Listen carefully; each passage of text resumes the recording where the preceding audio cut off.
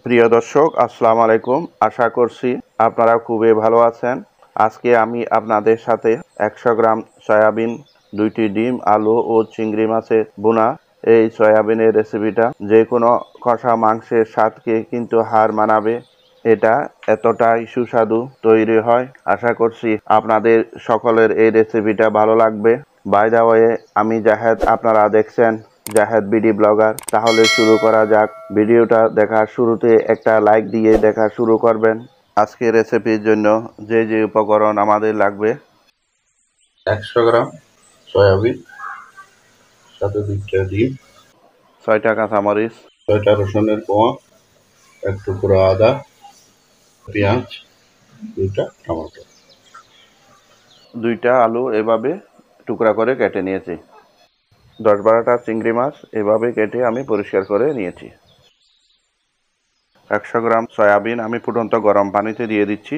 1 minute সিদ্ধ করে এগুলোকে এভাবে চুলার জাল বন্ধ করে ঠান্ডা করে নেব। চুলার জাল অন করে যে প্যানে আমি সয়াবিনটা রান্না করব, প্যানটা বসায় দিয়ে দিয়েছি চুলার উপর। এখন রান্নার রেগুলার তেল দিয়ে দিচ্ছি হাফ কাপ, দিয়ে দিচ্ছি হাফ টেবিল স্পুন লবণ। এখন আমি দিয়ে দিলাম আলুগুলো, এগুলোকে আমি একটু ফ্রাই করে নেব। দিয়ে দিয়েছি হাফ টি স্পুন হলুদের গুঁড়ো, দিয়ে এগুলোকে নেড়ে দিচ্ছি। ফ্রাই করা হয়ে গেছে, এখন আমি একটা প্লেটে নিয়ে নিচ্ছি। নিয়ে নেওয়া হয়ে গেছে, এখন আমি একই তেলে চিংড়ি মাছগুলো ভেজে নেব। এগুলোকে আমি 2 মিনিটের মতো ভেজে নিচ্ছি, এভাবে নেড়ে চেড়ে একটু লাল লাল করে ভেজে নিয়েছি। ভেজে নেওয়া হয়ে গেছে, এখন আমি একটা প্লেটে নিয়ে নিচ্ছি। সয়াবিনগুলো ঠান্ডা হয়ে গেছে, এখন আমি এগুলো এভাবে চিপে পানিগুলো ফেলে দিব, এভাবে প্লেটে নিয়ে নেব মিক্সিং বলে। এখন আমি সয়াবিনগুলোকে ম্যারিনেট করে নেব। প্রথমে দিয়ে দিচ্ছি হাফ টি স্পুন হলুদের গুঁড়ো, দিয়ে দিচ্ছি 1 টি স্পুন লাল মরিচের গুঁড়ো। ডিম দোনোটা পেটে একটা একটা করে দিয়ে দিলাম।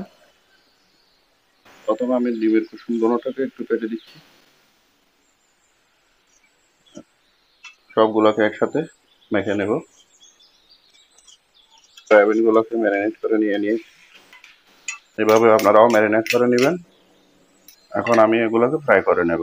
এখন আমি একই তেলে সয়াবিনগুলোকেও ফ্রাই করে নেব। তেল গরম হয়ে গেছে, এখন আমি এই তেলের মধ্যে দিয়ে দিব ফ্রাই করার জন্য হাফ টেবিল স্পুন লবণ, দিয়ে আমি ভালো করে নেড়ে দিচ্ছি। এভাবে নেড়ে ছেড়ে আমি একটু লাল লাল করে ফ্রাই করে নেব। আমি দোনো সাইডে ভালো করে এভাবে ভেজে নিচ্ছি। 4 মিনিটের মতো আমি দোনো সাইডে এভাবে ভেজে নেব। ফ্রাই করা হয়ে গেছে, এখন আমি একটা প্লেটে নিয়ে নেব।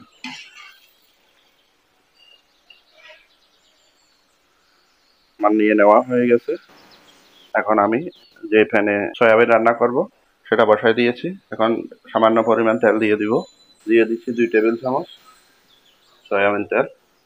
তেল গরম হয়ে গেছে, এখন আমি দিয়ে দিচ্ছি 1 টি স্পুন আস্ত জিরা, দিয়ে দিচ্ছি 1 কাপ চপ অনিয়ন, ভেজে নিচ্ছি।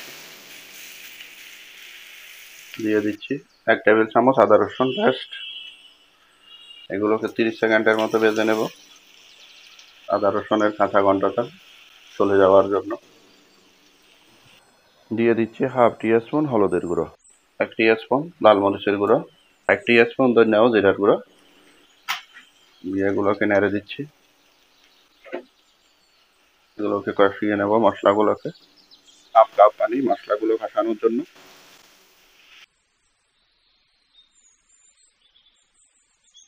এইভাবে নেড়ে ছেড়ে মশলাগুলোকে ভালোভাবে কষিয়ে নেব। দিয়ে দিচ্ছি 2টা টমেটো চপ করে নিয়েছি,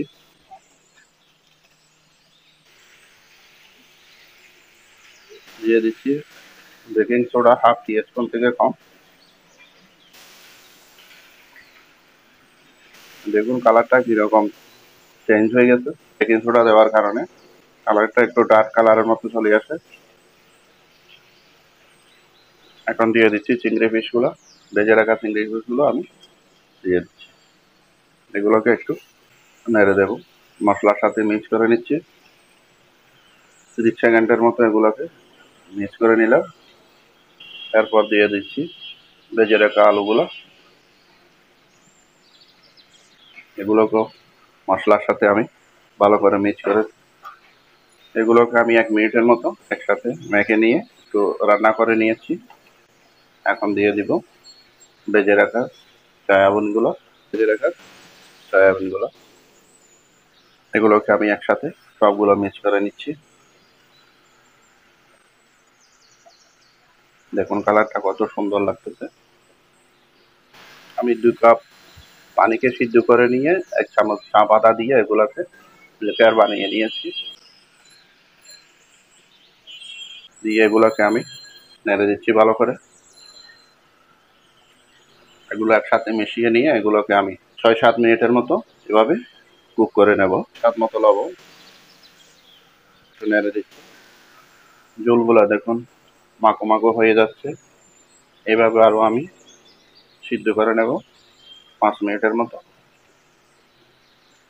দিয়ে দিচ্ছি 1 টিস্পুন চিনি, দিয়ে দিচ্ছি 6টা কাঁচামরিচ, দিয়ে এগুলোকে আমি একটু নেড়ে দিচ্ছি। দিয়ে দিচ্ছি 2 টেবিল চামচ ধনিয়া পাতা কুচি,